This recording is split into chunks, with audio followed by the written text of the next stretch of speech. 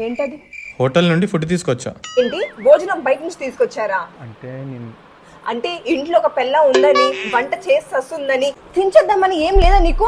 అంటే మరి నిన్న ఏమైంది? ఏం లేదు, చెప్పు ఏంటో ఏమైంది? కొంచెం ఉప్పు కారం ఎక్కువైంది. ఉప్పు కారమేగా ఎక్కువైంది, తిను.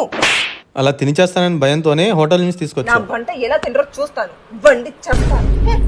అది ఎక్కువైంది ఇది ఎక్కువైంది అని వంకలు పెట్టడం కాదు, వంట చేసే తెలుస్తుంది దాన్ని ఉన్న నొప్పి.